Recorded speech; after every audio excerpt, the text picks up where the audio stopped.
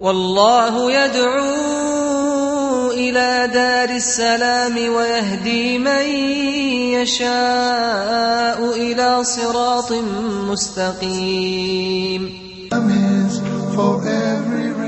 You're watching Beauties of Islam.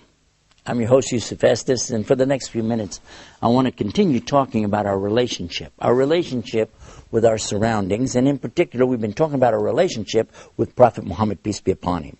What we discovered in our previous episodes is that Prophet Muhammad, peace be upon him, is the best of all of the human beings, sent us as an example on how to live our lives as true Muslims, and also that he was sent as the mercy to mankind. Also, we learned that he is the example of the Quran itself in motion. All of these things, but at the same time, we learned that we don't eulogize him and make him to be something he's not. He even asked us not to celebrate him as the Christians had over-celebrated Jesus. And they raised Jesus, peace be upon him, to a status, in some cases calling him a son of God. In other cases calling him a partner with God in a Trinity, and in some cases even saying he was God himself. And these are the kinds of statements that are totally rejected by the Muslims. Although, by the way, we believe Prophet Muhammad, peace be upon him, and we believe the Quran. We believe that Jesus is the Messiah. He is the Christ. He is the Logos, which is the Koine Greek, which means word. He is the Word that became flesh. We know that. We have no doubt about it. But at the same time, we don't say he's God.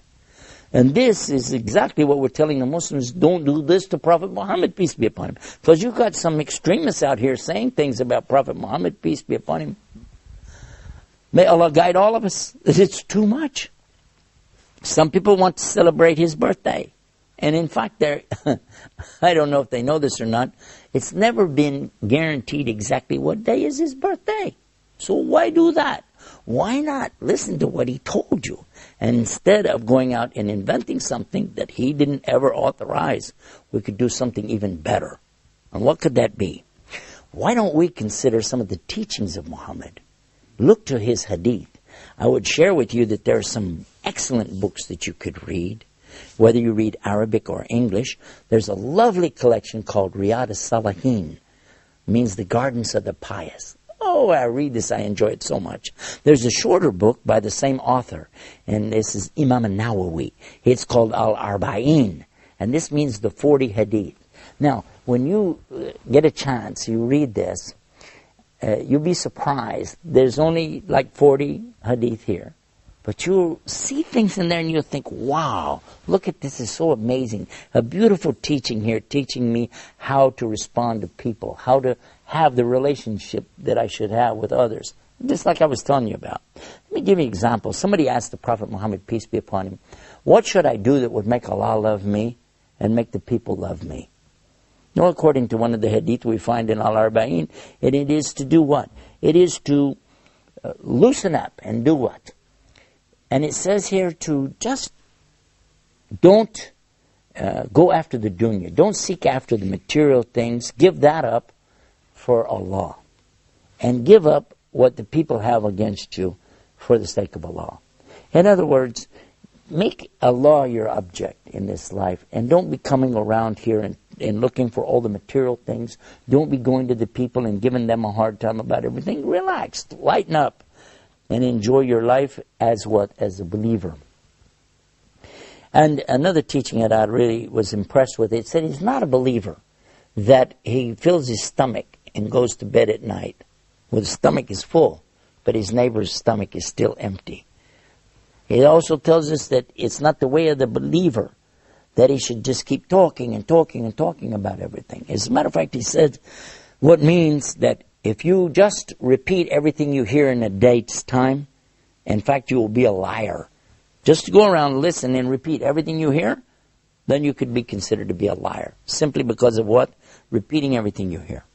He tells us that he's not a believer who's going around talk all the time, because this is going to be repeating things which are not true. Somebody asked him, what about a believer? Could he be a coward, a joban, somebody who runs away in a battle and still be a believer? He said, it could happen, yeah. He said, well, what about somebody who is stingy with their money, called bakhil in Arabic. He's stingy. He said he could still be a believer. They said, what about a kadhib? Somebody's a liar. He said, no. No, a liar is not a believer. What we're learning here from this is to see what Prophet Muhammad, peace be upon him, is teaching us. And living that instead of worrying about celebrating something, put on a party hat and make a cake. this, please, really. And I know there are going to be those who will be upset and they're going to say, no, I'm going to do what I found my forefathers doing anyway. And okay, all right, okay. We don't have any argument with you. We just would like to encourage our youth to look to what is the value of the teachings of Muhammad. What did he really teach us to do? How to live our life as successful people in this life. And the most success that you'll ever find in this life is when you can put aside your desires, put aside your wants and your needs and your lusts for something that's more important. And listen to this teaching. You're not a believer until you prefer for yourself, until you prefer for others what you want for yourself. So what I want for myself, I should prefer the needs of others. This gives us a chance to take a little break. And when we come back, I want to pick up with more about this special relationship that we have with the Prophet Muhammad. You're watching Beauties of Islam. Be right back after this break. Islam is keeping up the pace. Islam is for every race. Brothers and sisters, to increase your iman. خيركم من تعلم القرآن وعلمه ورتل القرآن ترتيلا. Learning how to recite the Quran properly, learning the meaning of what we recite, including the ahkam from the verses which we recite, trying to implement what we learn in our daily life. Would listen to the participants and the guests. We'll take your phone calls. We're going to recite live. We'll listen to your recitation and we'll correct it according to the rules and regulations which we'll state in each episode. Now your dream will come true.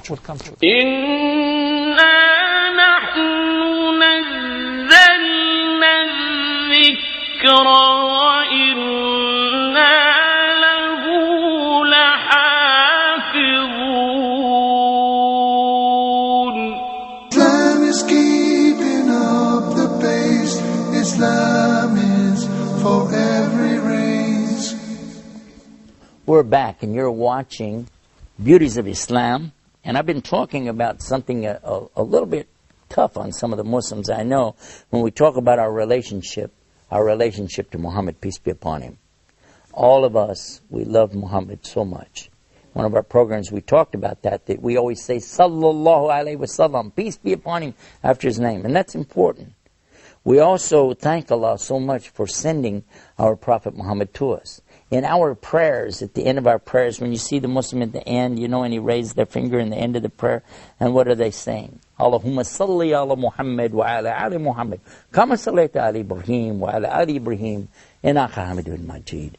And in this part of our prayer, which we're doing, you imagine this, we're doing this 5 times a day, every single day of our life, we're sending the prayers and the peace and the blessings upon Prophet Muhammad, peace be upon him, and his family and followers, as Allah had his prayers and peace and blessings on the Prophet Abraham and his family and his followers. Now, I don't know if you've thought about the ramifications behind this. This is something really big. When you're talking about these kind of blessings for all of the companions and all of the family of Muhammad, and then those who follow him, this is something very beautiful. But at the same time, we're saying, as you blessed and put the peace and blessings upon who? The Prophet Abraham and all of his family. And who are the family of Abraham? In fact, you see that Muhammad, peace be upon him, is actually asking about the blessings which were given to Abraham and to his descendants, which is Jacob or Yaqub, and all of the tribes of Israel, and the Israelites, and the children of Israel. And we're asking the peace and blessings be for all of those who believed and did righteous deeds, from the very beginning until this very moment. This is a beautiful thing to ask for in our prayers. We see from this right away that it's not the Muslims who are having a hatred or having curses for those who went before us. Not at all. In fact, these are mixed up people. Anybody who is cursing and condemning to hell other people, this is not mentally healthy. This is not right to talk about other people like that. If you find Muslims doing it, you should warn them. This is not healthy to go around cursing people all the time. It's much healthier to realize that if there are any shortcomings, well, I guess they come from ourselves. Consider this teaching of Islam and consider this beauty.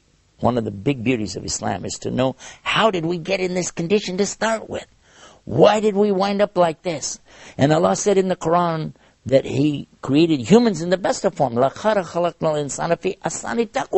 Humans were in the best of form when Allah created them. Allah said, verily, He created the human beings in the best of molds. Then reduced them to the lowest of low. And how is it that they got to this condition? What was it that brought them to this? And it was their own choices that they made the wrong way that put them like that. And this is what Allah tells us in the Quran, that He doesn't change a condition of the people until the people change themselves.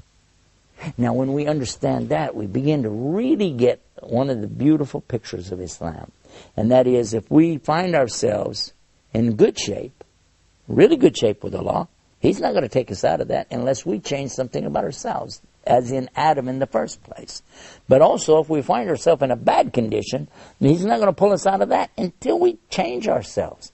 And so this is so important for us to consider our relationship with Allah, our relationship with Muhammad, peace be upon him, our relationship with each other, our relationship even with our enemies and foes.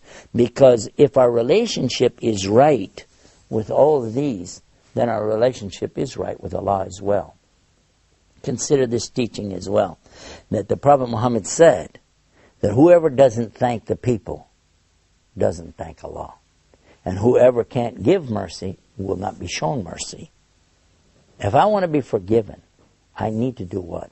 I need to learn how to forgive. If I want to be successful, I need to learn how to do what? I need to learn how to have this proper relationship with my Lord, with my Prophet, with the Quran, and with the true teachings of Islam. And this, my brothers and sisters, is by far the most of all of the beauties of Islam, is to have this correct understanding of what Islam is really all about. I wish we had more time to tell you so many things. We have so many episodes. You can find those episodes on our website. It's called beautiesofislam.com. beautiesofislam.com.